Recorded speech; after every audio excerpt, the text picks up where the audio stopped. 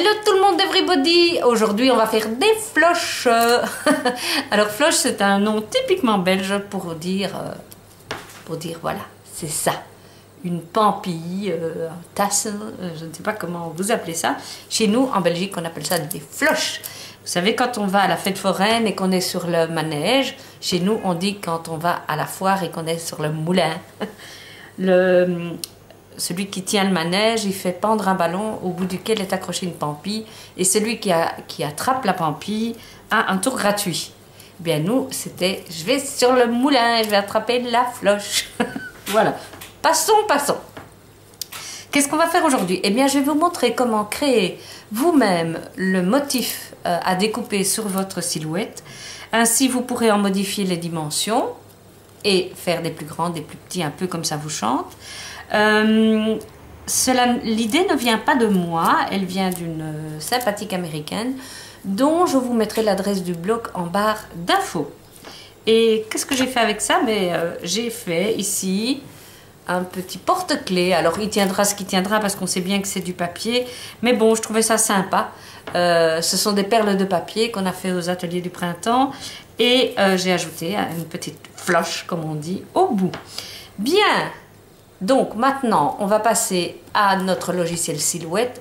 Comment faire le motif sur ma silhouette, comment le découper, ça, on y viendra aussi. Et puis je vous montrerai comment monter la floche. Bien, nous voici dans Silhouette Studio. La première chose que nous allons faire, c'est aller dans l'outil grille. Voyez? Et vous allez ici cliquer sur afficher le quadrillage et aligner sur le quadrillage. Ne vous inquiétez pas si vous n'avez pas ceci en dessous. D'abord, on n'en a pas besoin. Et deuxièmement, c'est parce que moi, j'ai ce logiciel-ci qui est un logiciel un peu plus élaboré. Qu'à cela ne tienne, vous allez pouvoir faire exactement la même chose que moi aujourd'hui. Je vais vous demander d'aller ici dans l'espacement et de bien vérifier que vous avez 10 mm et dans les divisions d'en choisir 4. Ok? Une fois que c'est fait, on va aller sur l'outil rectangle et on va tracer un rectangle. On va un peu agrandir. Voilà. Un rectangle qui fait 21, voilà, 210 sur 51.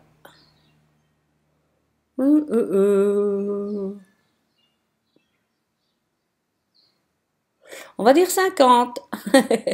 21. Voilà. Et maintenant, vous allez sur la touche Z qui va vous faire apparaître la loupe. Donc, c'est bien la touche Z de votre clavier. Hein, et on va agrandir pour avoir plus de facilité. On va cliquer sur la ligne, ici. Et on va tracer une ligne sur la première, ici. Vous voyez la première ligne d'intervalle. Donc ici, on a en fait 2,5 mm d'écart. Et ici, vous voyez, j'ai laissé 1 cm de hauteur. J'ai démarré de là vers là. J'espère que vous me suivez bien.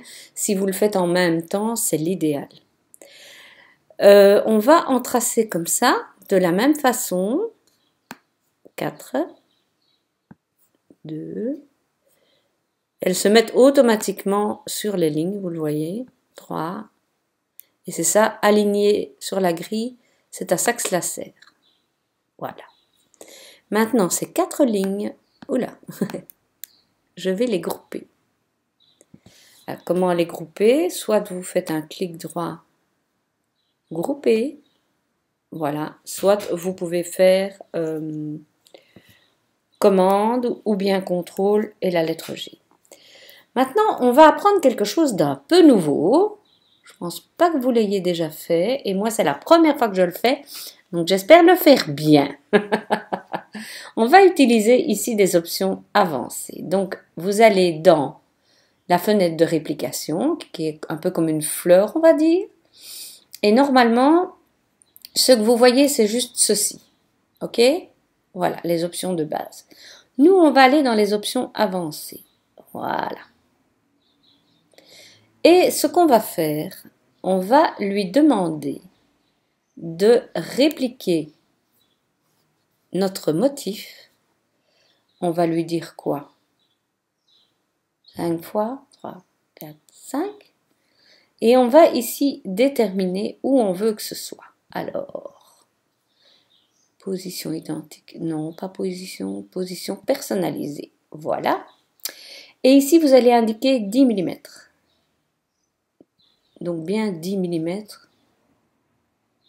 et pas 1 mm. Allez, petit, on pourrait le taper à la main, on pourrait taper les chiffres. Hein. Allez, tic-tac, tic-tac, tic-tac, toc. On arrive. Voilà. Et là, vous faites répliquer. Et magie. Encore une fois. Là, on regarde où on arrive. Encore une fois. Hop. Encore une fois. Et on est pile poil dans le bon. Pourquoi ai-je fait comme ça? Je vais l'expliquer. Je vais d'abord terminer ceci. Ici, pour le dernier, vous faites un clic droit.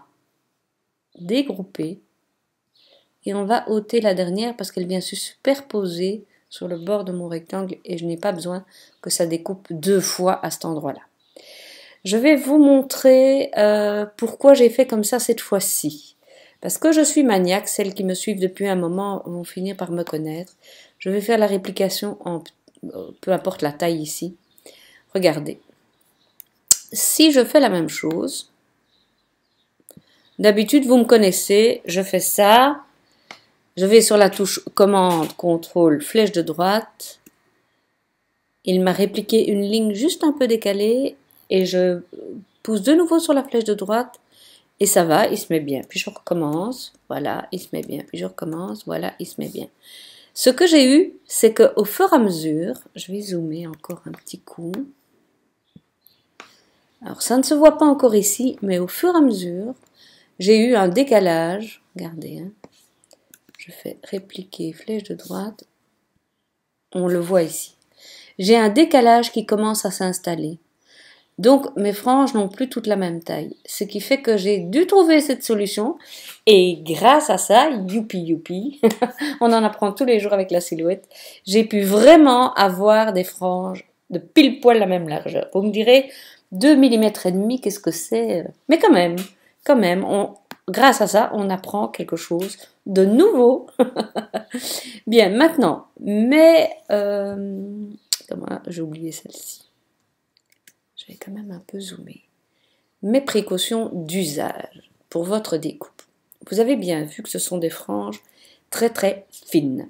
Donc, je vous invite à prendre une feuille de transport. Excusez-moi, j'ai bu du café, je suis nerveuse comme tout. Une feuille de transport qui colle encore très très bien. Éventuellement, si vous coupez toujours, je vais me mettre comme ça. Imaginons que les motifs, on va grouper ça. Commande, CTRL G. Imaginons que les motifs que vous coupez, vous les coupez toujours là en haut. C'est clair que votre feuille de transport, elle coupe plus si bien là. Je vous invite alors, pourquoi pas, à mettre votre motif ici et à mettre votre papier ici par exemple. Puisqu'ici c'est une zone qui colle encore bien. Ça c'est une astuce. La deuxième chose, c'est quand vous mettez votre papier, soit vous utilisez une règle ou une carte bancaire ou un rouleau, c'est l'idéal, un rouleau dur là, comme pour faire des impressions, et vous passez bien sur tout votre papier pour être sûr qu'il colle bien à votre feuille de transport. Ça, c'était l'astuce numéro 2. L'astuce numéro 3, vérifiez bien la qualité de votre lame.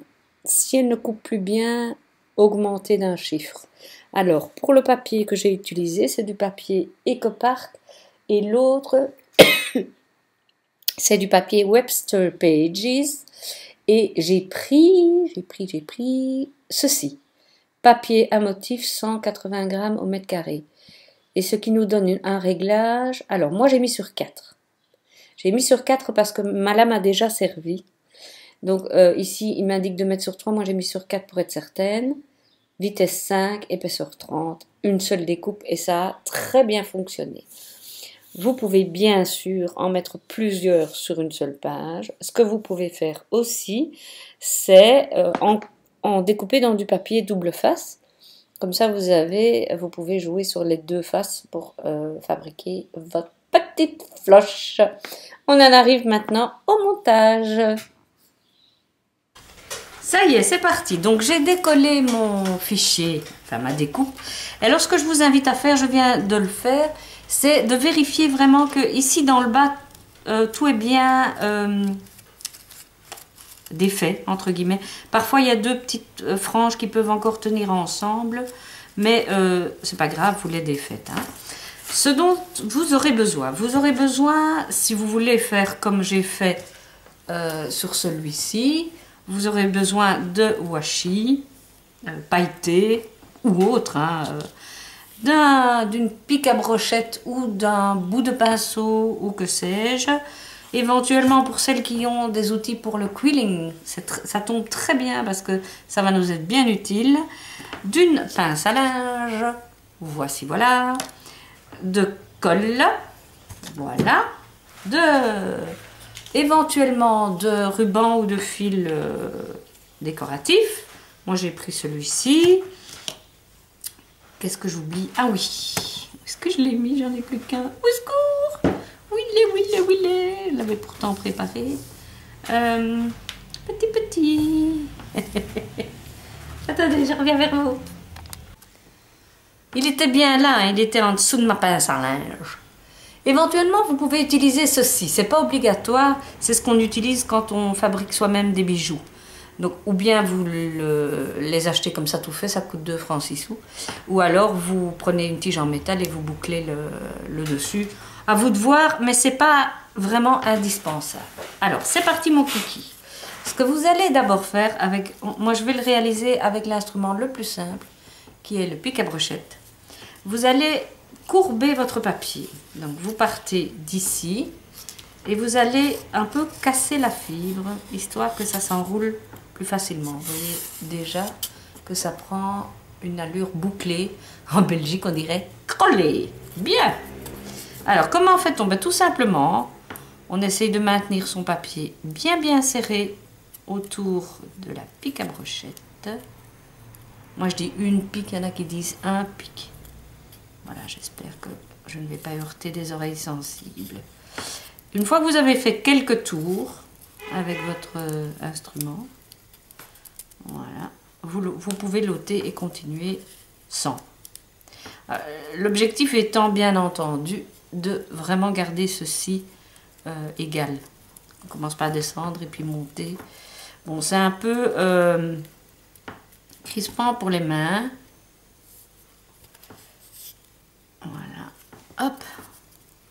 Je me suis tellement habituée en faisant mes perles en papier d'utiliser un manchon, un manche, si on veut, que maintenant, je ne peux plus m'en passer. Mais ça, c'est vraiment une question perso. Hein. Ça, c'est vous qui voyez si vous aimez mieux avec ou sans le pic à brochette. Ou ça peut être un cure-dent ou. Hein. Vous avez compris l'usage. Hein. On est presque au bout là, j'ai un peu dévié. J'ai vraiment bu trop de café ce matin. Oui, aïe, aïe. Ah, voilà. Et voilà. Arrivé au bout. Alors on va un peu... Vous voyez ce que je fais? Je pousse tout vers le bas. Comme ça j'ai quelque chose de plus ou moins équivalent. Voilà. Et là, deux solutions. Soit vous avez un pistolet à colle, donc à colle chaude, un pistolet chauffant.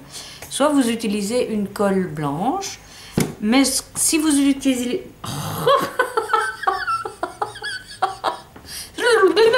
Si vous utilisez la colle blanche, je vous invite à coincer le bazar pendant 2-3 minutes pour être sûr que ça prenne bien.